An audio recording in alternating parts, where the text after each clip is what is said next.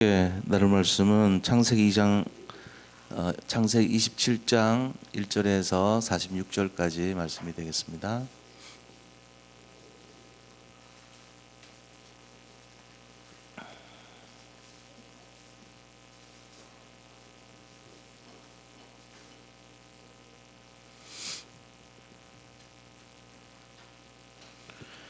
창세기 27장 1절에서 마지막 절까지 좀 본문이 긴데요. 잘 생각하시면서 우리 다 같이 한 절씩 교독하겠습니다. 이삭이 나이가 많아 눈이 어두워 잘 보이지 못하더니 맏아들 에서를 불러 이르되 내 아들아 하매 그가 이르되 내가 여기 있나이다 하니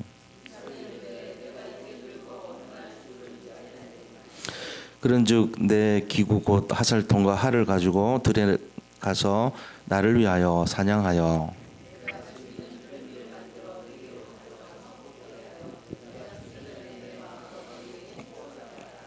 이삭이 그의 아들 에서에게 말할 때에 리브가가 들었더니 에서가 사냥하여 오라고 들로 나가매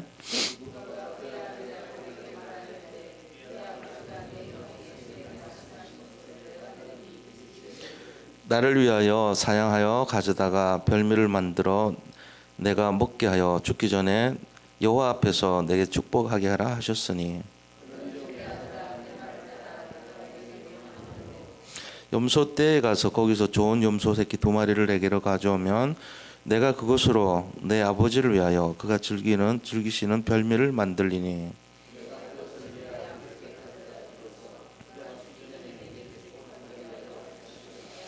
야곱이 그 어머니 리브가에게 이르되 내 형 에서는 털이 많은 사람이요 나는 매끈매끈한 사람인즉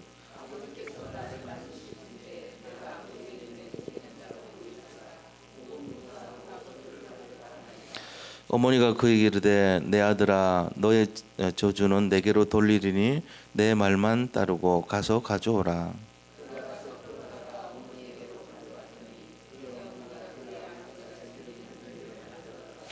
리브가가 집안 자기에게 있는 그의 맏아들 에서의 좋은 의복을 가져다가 그의 작은 아들 야곱에게 입히고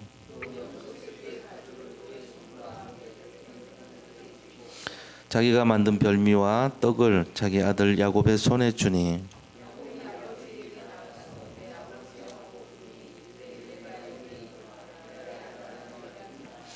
야곱이 아버지에게 대답하되 나는 아버지의 맏아들 에서로소이다.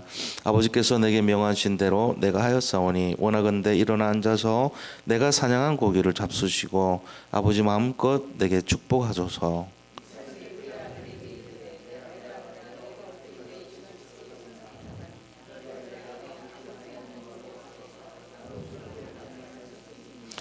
이삭이 야곱에게 이르되 내 아들아 가까이 오라. 내가 과연 내 아들 에서인지 아닌지 내가 너를 만져보려 하노라.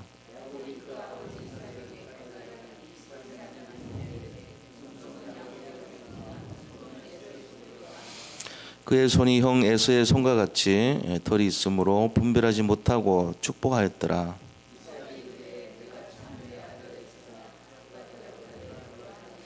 이삭이 이르되 내게로 가져오라. 내 아들이 사냥한 고기를 먹고 내 마음껏 내게 축복하리라. 야곱이 그에게로 가져가매 그가 먹고 또 포도주를 가져가매 그가 마시고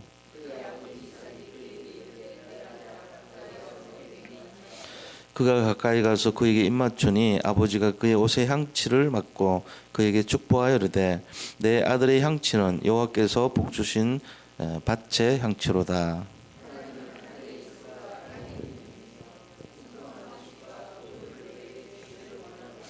만민이 너를 섬기고 열국이 내게 굴복하리니 내가 형제들의 주가 되고 내 어머니의 아들들이 내게 굴복하며 너를 저주하는 자는 저주를 받고 너를 축복하는 자는 복을 받기를 원하노라.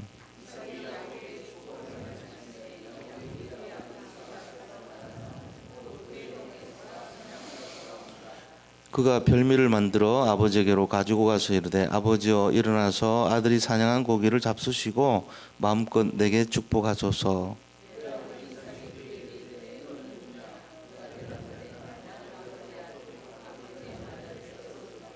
이삭이 심히 크게 떨며 이르되 그러면 사냥한 고기를 내게 가져온 자가 누구냐? 내가 오기 전에 내가 다 먹고 그를 위하여 축복하였은즉 그가 반드시 복을 받을 것이니라.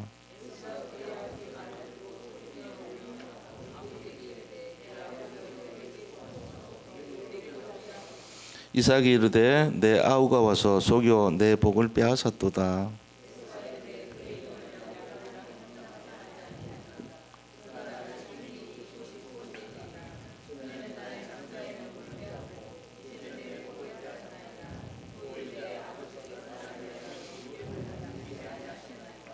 이삭이 에서에게 대답하여 이르되 내가 그를 너의 주로 세우고 그의 모든 형제를 내가 그에게 종으로 주었으며 곡식과 포도주를 그에게 주었으니 내 아들아 내가 네게 무엇을 할 수 있으랴.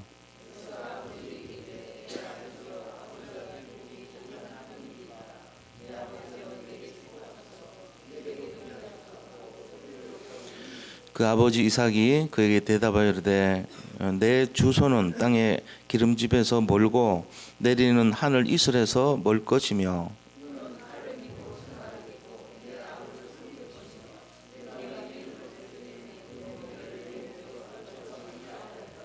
그의 아버지가 야곱에게 축복한 그 축복으로 말미암아 에서가 야곱을 미워하여 심중에 이르기를 아버지를 곡할 때가 가까웠은즉 내가 내 아우 야곱을 죽이리라 하였더니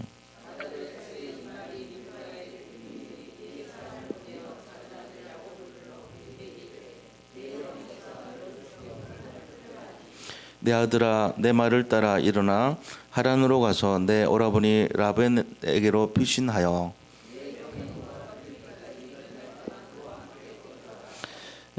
내 형의 분노가 풀려 내가 자기에게 행한 것을 잊어버리거든 내가 곧 사람을 보내어 너를 거기서 불러오리라. 어찌 하루에 너희 둘을 이루랴.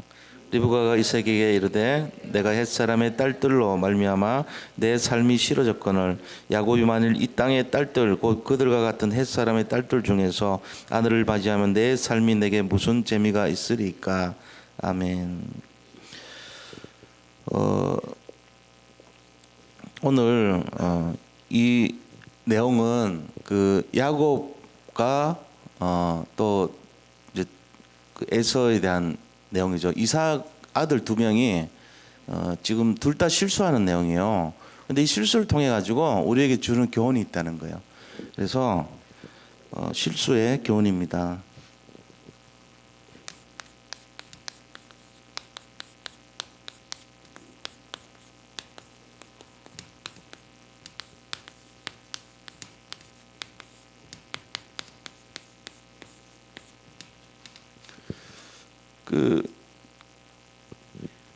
하나님께서는 모든 것을 합력하여 선을 이루시게 하시는 분이십니다. 그래서 우리가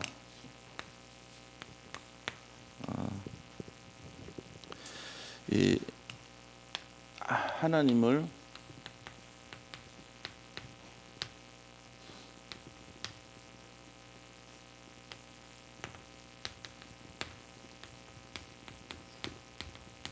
자 이게 이제 있어야 돼요.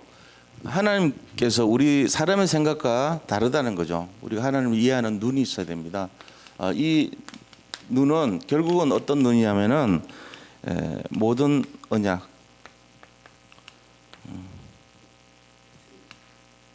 모든 언약에 반드시 성취된다. 하나님 말씀은요 반드시 성취돼요. 이거 갖고 진행을 하기 때문에 그러면은 모든 언약이 반드시 성취된다면은 우리가 자 언약 성취 기회가 어떻게 되냐?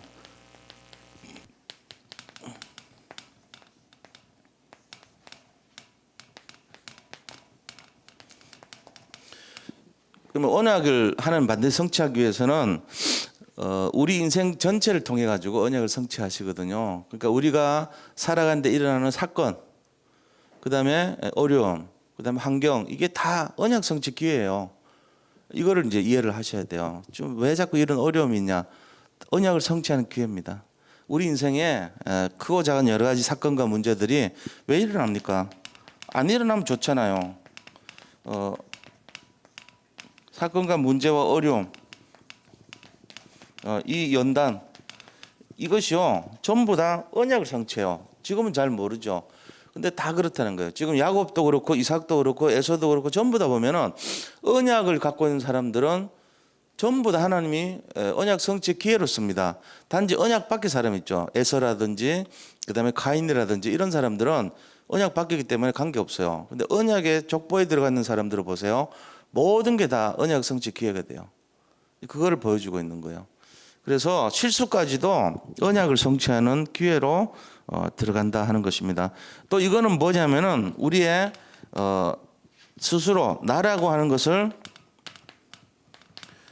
이 언약 성취를 위해 가지고 나를 자꾸 이렇게 복종케 하고 하나님께서 우리 자신을 어떻게 되죠?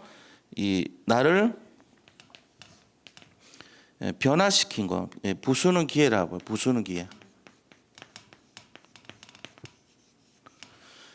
이 모든 하나님을 우리가 이해하셔야 돼요. 언약이라고 하는 걸 위해서 나를 자꾸 부셔요. 내 자존심, 그다음에 나의 나라고 하는 생각, 이거를 자꾸 무너뜨리는 거예요. 결국은 신앙생활이 뭐냐? 결국 뭐겠어요? 나를 부시는 거예요. 자기 부인하는 거예요.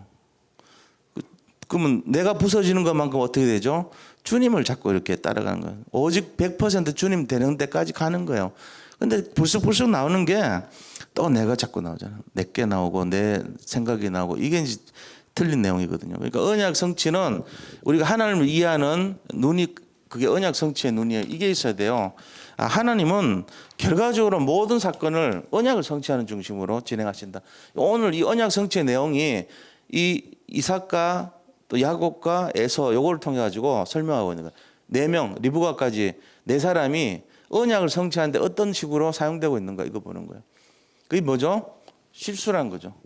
이들은 언약 성취에 실수를 하는 거예요. 근데 그 실수를 통해서 하나님은 오히려 언약을 성취해요.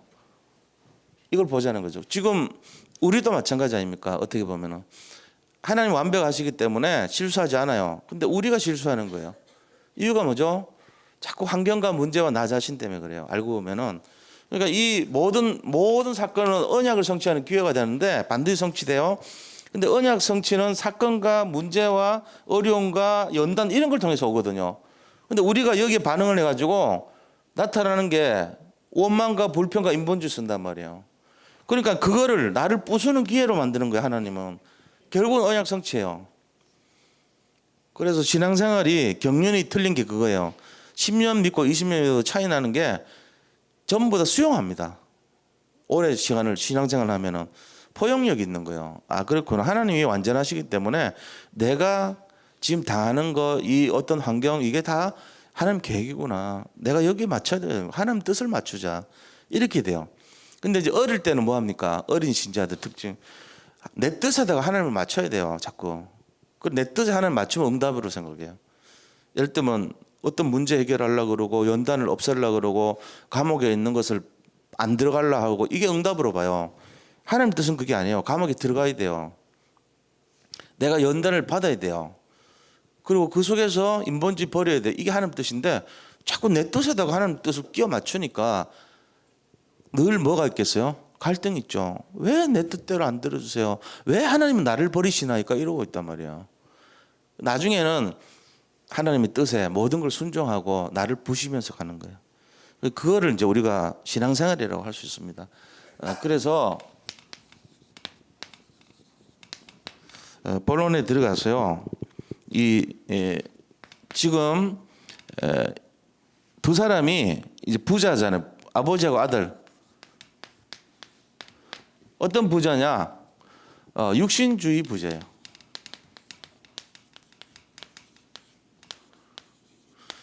나를 지금 부시고 나를 언약에다가 맞춰야 되는데 내가 중심이 돼 있고 언약을 나를 따르라고 이렇게 지금 하는 거예요. 그게 육신주의거든요.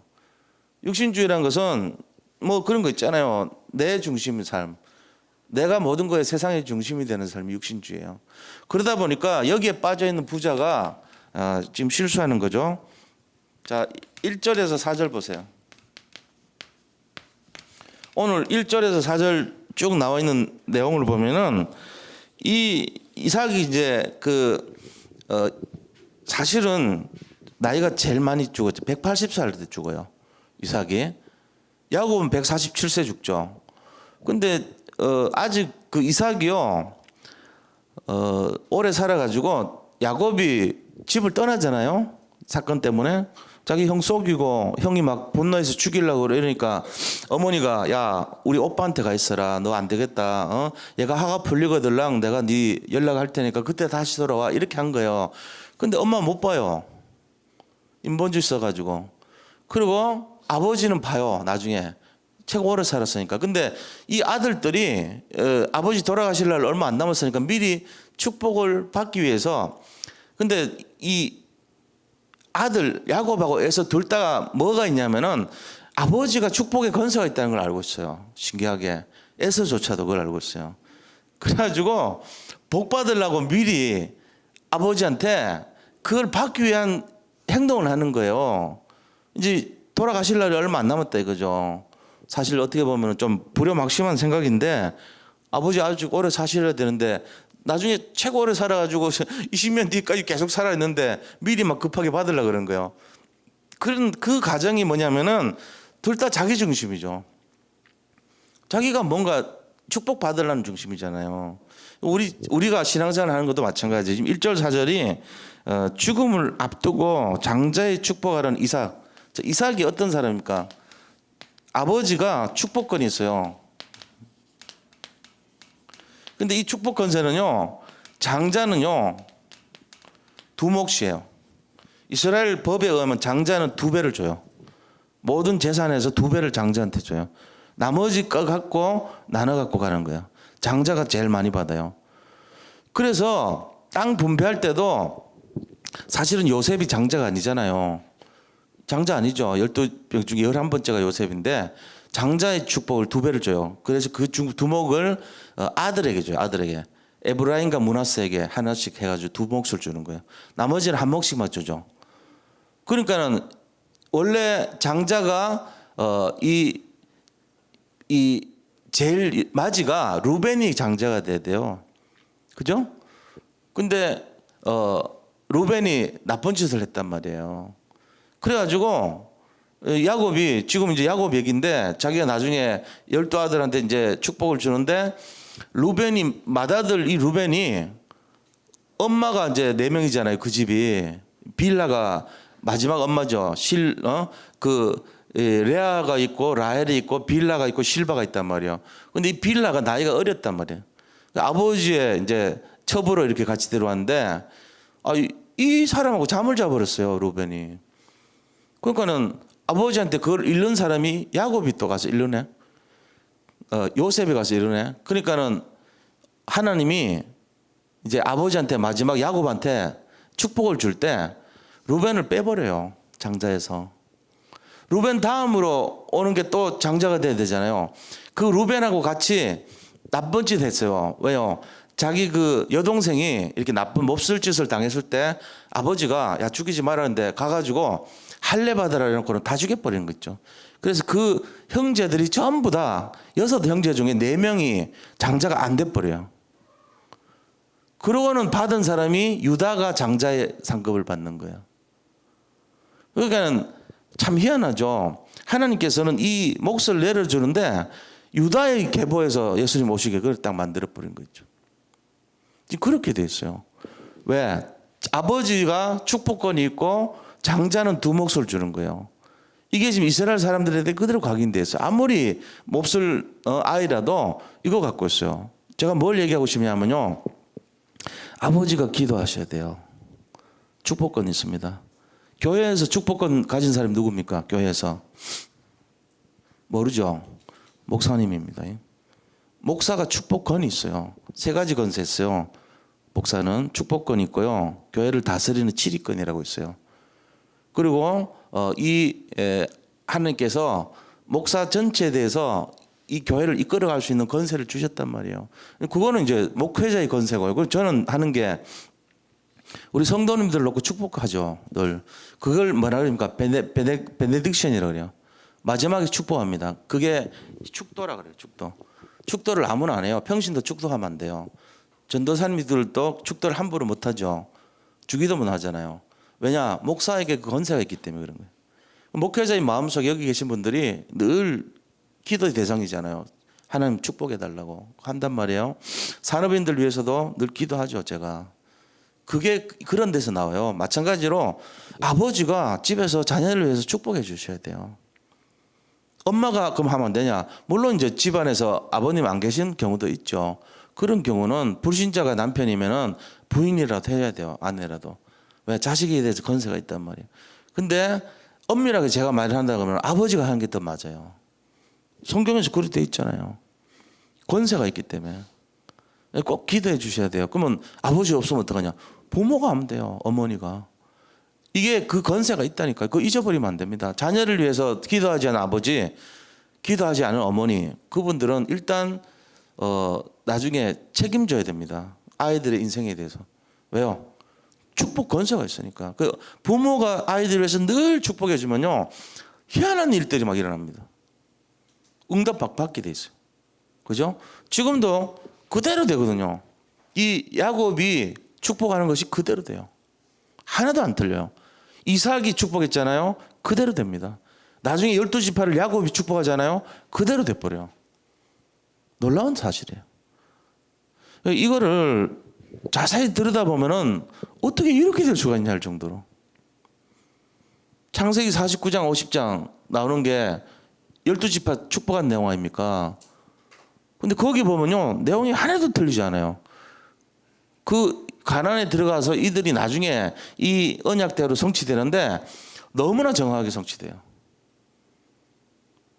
지금 이걸 잘 명심하셔야 됩니다. 지금 눈앞에 있는 애들 모습 판단하고 하지 마세요. 그거는 우리의 생각이지 하나님은 그렇게 안 하세요. 하나님은 이 가장을 통해 가지고 아이들을 축복하도록 만들어 놨다니까. 이거 기억하셔야 됩니다. 자, 그런데 지금 축복하려는 것이 뭡니까? 이 장자를 축복하려고 그랬는데 이게 하나님 뜻이냐 이거죠. 이게 하나님 뜻이 아니에요.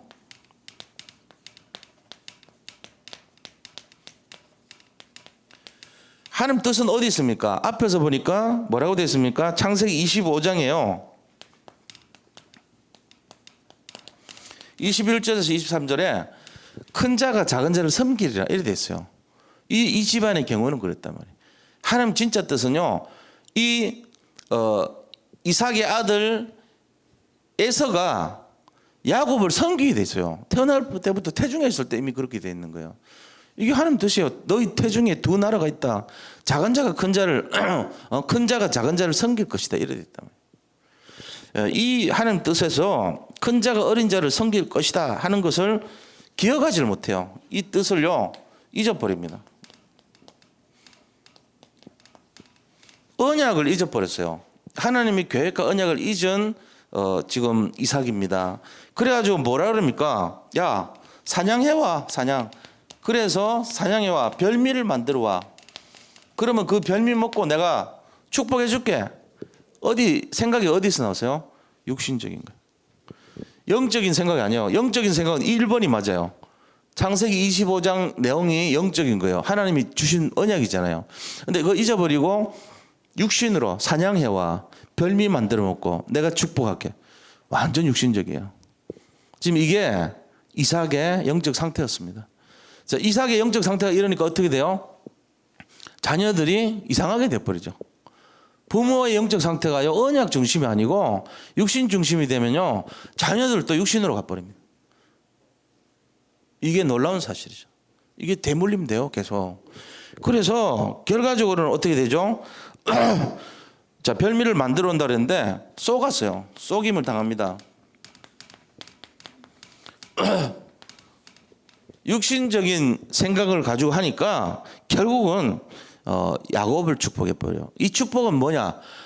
그럼 바꾸면 될 거 아니야. 하나님 아까 축복한 거 지워주시고 다시 축복하겠습니다. 이러면 될 거 아니에요. 안 그래요.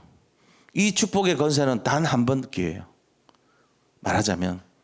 그러니까 그 축복의 기회가 단 한 번이라는 거예요. 성경의 의미가 그렇단 말이에요.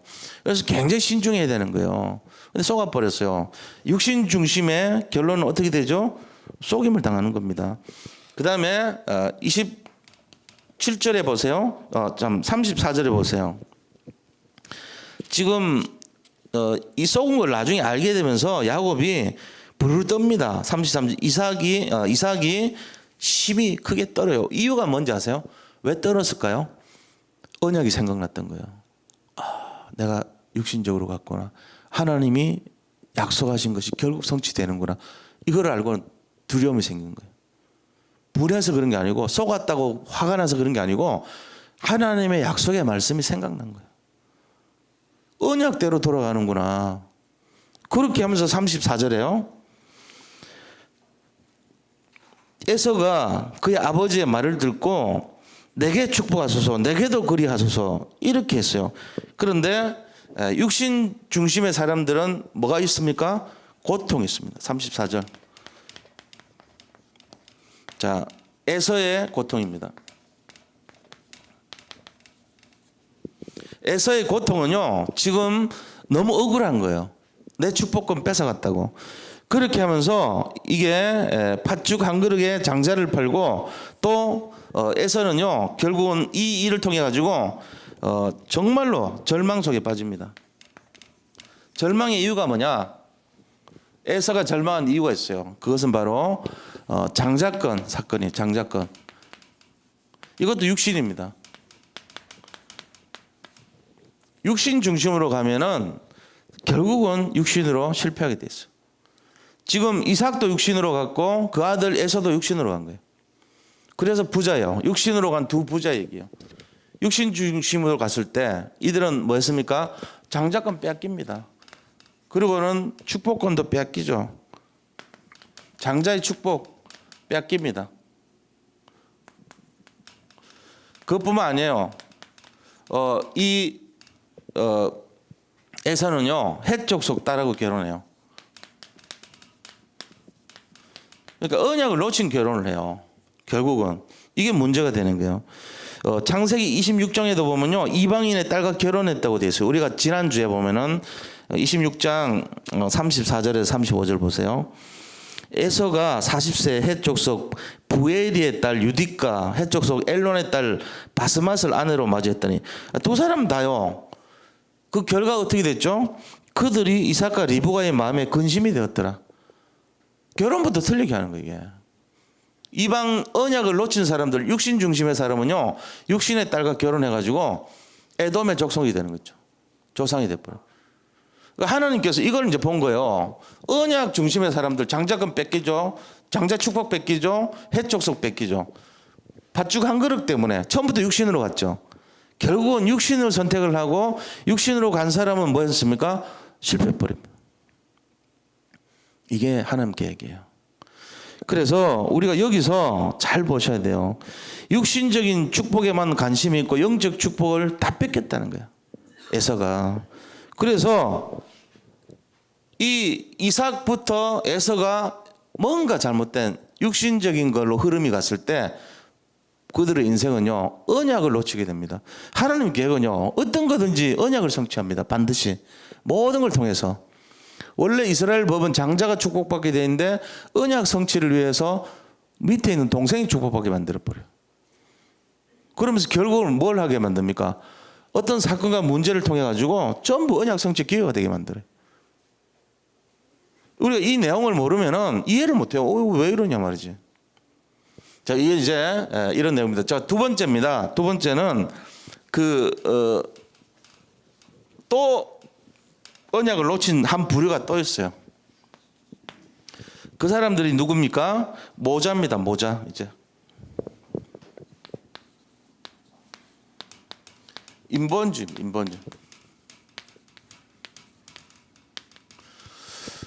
지금 아버지하고 에서는 육신 중심이 돼버렸어요. 엄마 리브가하고 야곱은 인본주의 쓴 거예요. 둘 다 보니까 실수한 거죠. 이 실수의 교훈이 따라요. 이걸 우리가 봐야 돼요. 왜 성경에 이런 내용들을 그대로 실제로 세밀하게 적었을까요? 우리가 똑같이 산다면 이렇게 우리 모습을 보여주고 있거든요. 그러면서 하나님이 원하는 뜻대로 살아라는 거예요, 실제로. 그래서 인본주의하고 오늘 육신 중심, 여기에 대한 내용들을 우리가 봐야 됩니다. 인본주의가 뭐죠? 5절에 보세요. 5절 보니까 자, 이삭을 속입니다. 속이는 누가 속입니까? 리브가가 속여요. 주도가. 엄마가 이삭을 속인 거예요. 왜요? 이 야곱은 처음에는 그렇게 하고 싶지 않았어요. 근데 염소 2마리 가져와라. 그래가지고 네 형이 오기 전에 빨리 그걸로 요리해가지고 아버지한테 축복 받자. 주도가 누가 했어요? 엄마가 속인 것 같이. 그 인본주의잖아요. 이렇게 된 거예요. 그러니까 하나님께서 장자권에 대한 약속 그걸 미리 알고요. 뭘 놓쳤습니까? 하나님의 시간표를 놓친 거예요. 이 장자권 때문에 이렇게 된 거죠. 그 다음에 시간표를 놓친 거예요.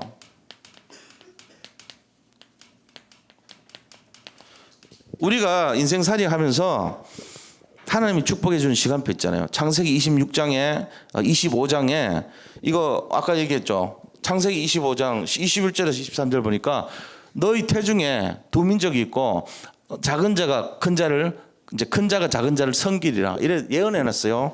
이게 지금 하나님의 시간표예요. 근데 리브가는 그 장자권에 대한 축복을 알았지만 하나님이 때가 되면 이걸 성취한다는 그걸 놓친 거예요. 시간표 놓치면 뭘 하죠? 어떤 내용을 가지고 사람의 생각으로 하는 그런 내용으로 빠질 수밖에 없죠. 그럼 가만 놔둬도 하나님 하는 건데 내가 뭔가를 끌어내려는 거예요. 세상의 모든 중심이 나에게 있는 거예요. 이제 여기서 우리가 벗어나야 되거든 사실은. 근데 이거를 이제 사용할 거예요. 결과적으로는 리브가가 그렇게 해가지고 11절에서 13절 보세요.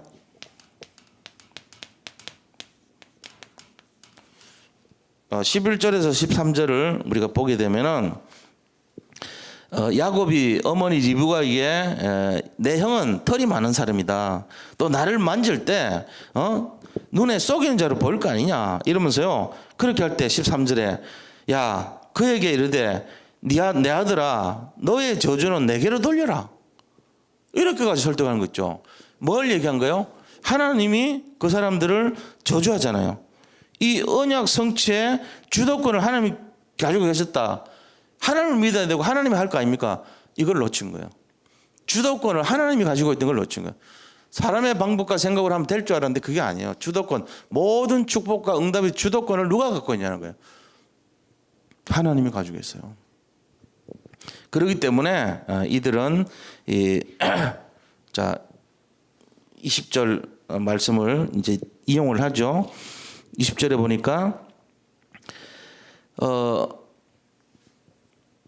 이제 20절에서 우리가 잘 봐야 돼요. 뭐라고 얘기하냐면요. 이삭이 말합니다. 내 아들아, 네가 어떻게 이같이 속히 잡았느냐. 이상한 거예요. 염소고기인 줄 모르고 들에서 잡은 고기인 줄 아는 거예요. 그리고 하니까 이제 야곱이 말을 합니다. 그가 이르되 아버지요, 아버지 하나님 여호와께서 나를 순조롭게 만나게 하셨음이니라. 하나님이 잡게 했다는 거예요. 지금 이게 인본주의 극치가 뭐냐면요. 지금 리브가가 완전히 계속 속이라고 얘기하고 있고요. 그 다음에 뭐까지 동요하냐면은 20절 보니까 하나님까지 동원합니다. 하나님이 그렇게 잡게 했다 이러면서 거짓말 하는데 그냥 어떻게 해서 잡혔습니다 이래야 될 거를 하나님이 그렇게 잡게 했었습니다. 인본주의 극치는 어디까지 가죠? 하나님까지 들이대요. 우리 인생에 두 가지 잘못인데 하나는 육신주의고 하나는 인본주의를 썼어요. 근데 두 개 다가 결론은 우리에게 주는 것이 뭡니까? 하나님을 속인 거예요. 그리고 또 뭡니까? 이 자기가 언약을 왜곡시키려고 하는 의도가 있는 거예요. 축복권까지도 바꾸려고 하는 거죠. 이런 내용들을 잘 보세요. 지금 이삭이 실패했던 것은 처음부터 육신이에요. 팥죽 한 그릇에 장자권 뺏어갔죠. 그 다음에 이방 해적석하고 결혼하죠. 언약을 놓친 거예요. 그러면서 지금 축복권을 다 뺏기고 억울해하는 거 있죠. 전부 하는 것이 축복권의 내용도 뭘까요? 이 에서가 축복권을 놓치는 걸 억울해하는 이유는요. 돈 많이 벌고 세상에서 성공해야 되고 내가 잘 먹고 잘 살아야 되는데 그거 뺏겠다는 거 억울한 거예요. 육신의 내용이니까. 언약의 계보를 가져야 되는 관심 하나도 없어요. 그러니까 하나님이 그 자체를 알고 뺏어간 거예요. 그래서 우리가 이런 내용들을 잘 알아야 됩니다. 리브가가 뭘 놓쳤냐? 축복권의 주도권이 하나님께 있다는 걸 놓친 거예요. 그래서 뭐까지 합니까? 20절에 하나님까지 동원해서 쏘겨버립니다. 이래 되는 거예요. 자, 그럴 때 우리가 이 결과가 어떻게 돼요? 이 두 인본주의하고 육신주의의 결과, 생이별 하죠. 생이별. 가족하고 생이별 합니다. 엄마하고 이제 떨어져 살아야 돼요. 금방 몇 년 안 되면 돌아갈 줄 알았는데 못 봐요. 끝나버려요. 엄마 죽었어요. 나중에. 야곱이요 20년 동안 종살이 합니다.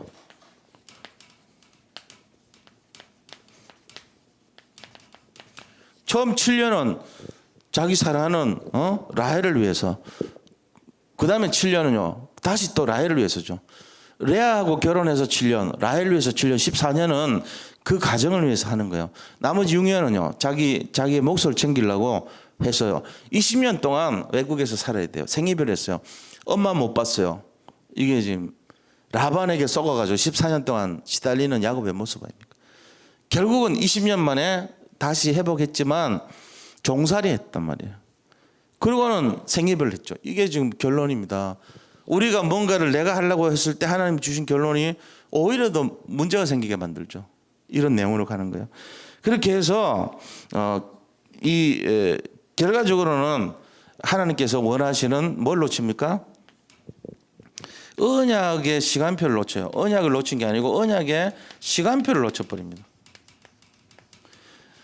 이게 이렇게 안 해도 하나님이 축복 줬을 거예요. 그죠? 근데 언약을 더 뒤로 밀리게 만들었다. 자기가 움직이는 것만큼 손해보죠. 우리도 똑같아요. 우리가 지금 만약에 하나님의 언약을 중심으로 딱 가잖아요. 그러면은 바로 응답이 옵니다. 근데 내가 육신주의나 인본주의나 뭘로 빠졌어요. 그러면 이 언약이 딜레이 돼요. 뒤로 연기돼 버려. 그래가지고 그냥 가만히 있어도 응답받고 축복받고 승리할 것을 고생 하다가 나중에 진짜 진탕 고생하고 나중에 겨우 다시 언약대로 가요. 뭔 얘기인지 아셔야 돼요. 다 그렇게 살아요. 지금 인생을 몇 번이나 또 실패하는 게 결국은 그러면서도 하나님은 성취하죠. 왜? 모든 언약을 사건과 문제와 어려움과 연다는 성취의 기회인데 뭐가 문제되죠? 내가 문제되는 거야, 항상. 나를 부시는 거야, 전부 다. 결국은 언약 성취는 딴 게 아니고 나를 부시는 기회로 되는 거야, 알고 보면은. 근데 그 나를 부시는 기회가 뭘로 보냐? 육신주의를 부시는 기회예요. 결국은 인본주의를 부시는 기회예요. 그래서 우리가 이거를 안다면 결론을 뭘로 봐야 됩니까? 결론이. 오직 복음입니다. 우리를 회복시키는 게 오직 복음이에요. 지금 전 세계에서 유 목사님이 회복하려는 게 뭐죠? 복음입니다. 야곱이 놓치고 리브가가 놓치고 에서가 놓치고 이삭이 놓쳤던 그 복음, 지금 다 복음 놓친 거예요. 사실은 이 복음 놓쳐가지고 교훈이 뭐냐? 언약이 늦춰져 버린 거예요. 되기는 되지만 이걸 통해 가지고 우리는 뭐 해야 돼요? 오직 복음 하자는 거예요. 이것만 복음 안에서 속일 의도 없이 하는 거야. 그게 무슨 인본주의예요? 복음이 살아있으면 돼. 우리가 진짜 범죄하고 속이면 그건 안 돼요. 그러나 복음이라면 복음을 위해서는 상관없어요. 복음인데 뭐. 그게 회복하자는 게 지금 시대 교훈인데 우리가 잡아야 될 게 이겁니다. 오직 복음으로 돌아가자. 그러니까 생각해봐요. 우리가 남았던 데서 떠나면은 거기에 뭐가 남아야 돼요? 육신주의가 남아. 그분들이 남았던 자리는 육신이 남아. 그런 거 있잖아요. 이상하게 육신 생각과 육신의 막 다툼과 육신의 생각 그런 내용만 남아. 뭔가 막 육신적인 것만 남아. 그러면 기분 나쁘다고. 그리고 또 인본주의만 남아. 맨날 수단 방법을 찾고 막 그런 것만 해. 그 어떤 사람들은 막 신비주의만 남아. 아니면 무슨 막 율법만 남아. 그 사람이 앉았다 가면 막 느낌이 막 율법만 남아. 이러면 안 돼요. 근데 그게 아니고 우리가 거기 왔다가 가기만 해도 복음이 딱 느껴져요. 아, 복음이 이런 것이구나. 결국은 나중에 보면은 아, 이게 복음이구나 하는 걸 느낄 수 있도록. 복음 때문에 가면서도 막 감격이 나오고요. 눈물이 나오고 막 이럴 정도로. 그 복음 때문에요. 이걸 우리가 봐야 돼요. 요번에 집중 전도 신학을 하면서 제가 느낀 거예요. 아, 그분들이 왔다가 갔잖아요. 여기 오셨다가 잠깐 1시간 말하고 갔는데 제 마음에 남는 게요. 아, 복음이 이런 것이구나 하는 게 남더라고요. 그러면서 뭔 생각 드냐면은 아, 나도 복음 저렇게 복음돼야 되겠다 이 생각이 남더라고요. 그러니까 그분들이 처절하게 실패한 것도 있고 어려움 겪은 것도 있었어요. 근데 다 생각이 비슷해요, 우리랑. 왜? 그분들이 실패했던 게 이거란 걸 간증하더라고. 내가 육신으로 살았고 내가 인본으로 살았고 내가 복음이 복음 안 되게 살았습니다. 근데 내가 어느 날 어떤 문제를 통해서 내가 어떤 사건을 통해서 내가 어려움이 왔고 내가 연단을 받았는데 내가 복음 되었습니다. 복음 되었습니다. 이거를 얘기하시더라고. 그래서 우리가 이거 해야 되는 건 미리 오직 복음 돼야 된다. 내가 그 잡은 게 그거예요. 아, 그렇구나. 내가 인생 살면서 남겨놓은 재산이 중요한 게 아닙니다. 남아있는 명예가 중요한 게 아니고요. 남아있는 성공, 바벨탑이 중요한 게 아니라니까요. 진짜 복음이 딱 남아야 돼요. 내가 살다가 간 인생에 복음이 남아야 됩니다. 이거 되시기를 축복합니다. 우리 여기 계신 분들이요. 복음의 삶을 살면 하나님이 죽었던 자도 살리시고요. 없던 무에서 유를 만드시는 거예요. 하나님이 하시는 거예요. 어차피 우리가 하는 게 아니에요. 그래서 우리는 오직 복음 이것만 생각해야 돼요. 왜 실패했는가? 이삭이 왜 실패했는가? 결국은 육신주의, 인본주의, 신비주의, 율법주의 그런 개념 아닙니까? 복음 안 된 거 했던 거예요. 이제는 그렇게 하면 안 돼. 그래서 오직 복음으로 복음만 남긴 인생.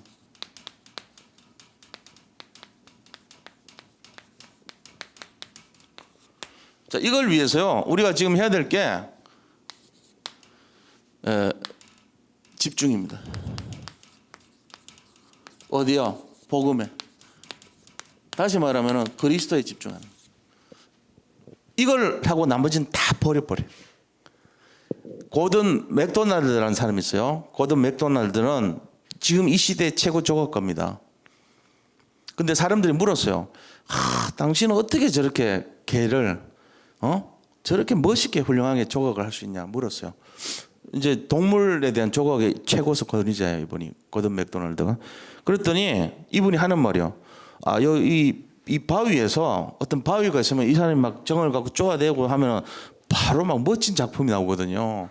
그러니까 바위에서 개 아닌 거 버리면 된다. 쉽죠? 쉽잖아요. 개가 아닌 것을 다 버리면 된대요. 그럼 개가 남는데. 예를 들면은 이게 뭐 바위가 있을 거 아니에요, 이렇게.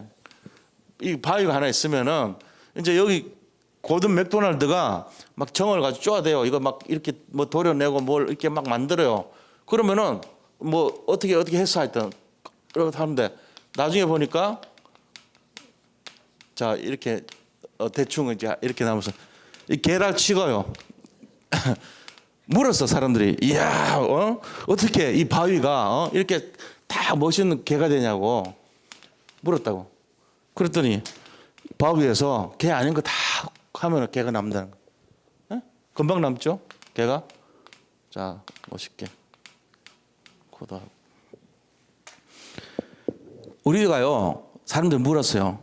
어떻게 그렇게 복음이 남아요? 물으면 뭐라고 그럴까요? 내 인생에서 복음 아닌 거 다 버렸습니다. 뭔데요? 인본주의 버렸고요. 내가 육신주의 버렸고요. 율법주의 버렸고요. 진짜 수단, 방법, 내용 어떤 거 다 버렸습니다. 그랬더니 남은 게 이거 남았어요.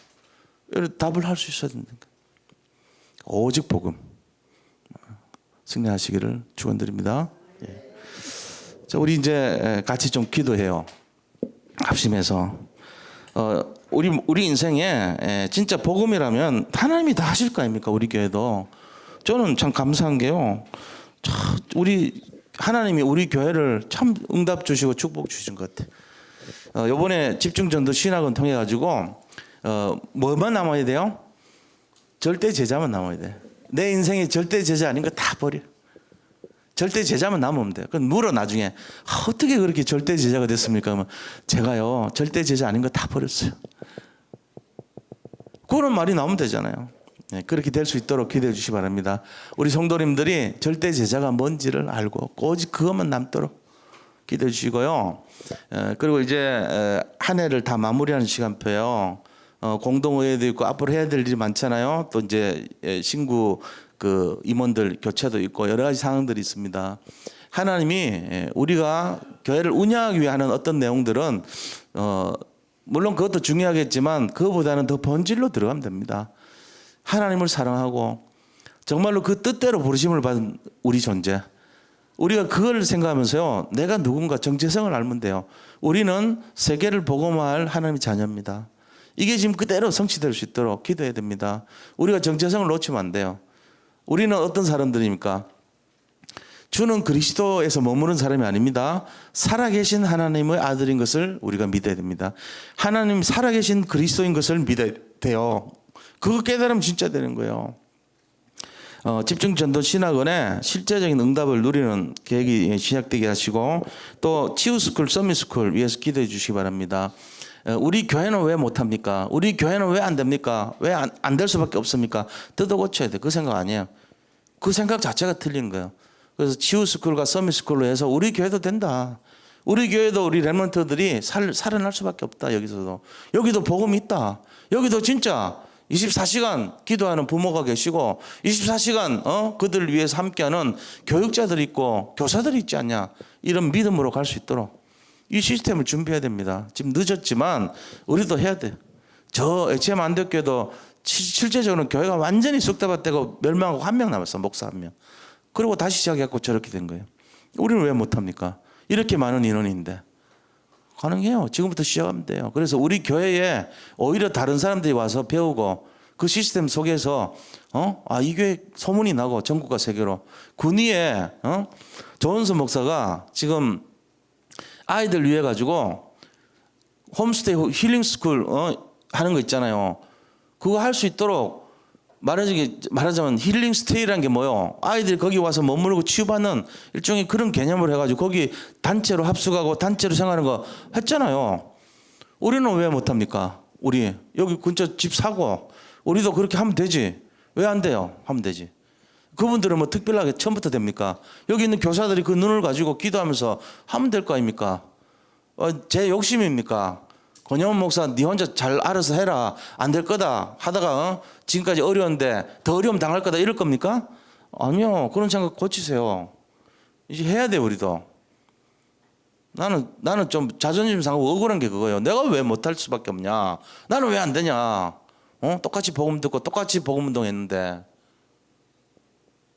하나님이 하시면 할 거 아니에요. 그거 도와주셔야 돼. 그런 마인드를. 그래서 그게 집중이란 말이에요, 이게. 그래서 우리도 치유스쿨, 서밋스쿨 이제 준비해요. 그렇게 해서 비록 보잘것없어 보이고 연약하고 안 되는 것 같지만 할 수 있다니까요. 그렇게 해야죠, 우리도. 위에서 좀 기도해 주시고요. 그다음에 나머지 교회를 위해서 좀 기도해 주시기 바랍니다. 우리 함께 하시면서 기도하고 나라를 위해서 기도하겠습니다. 하나님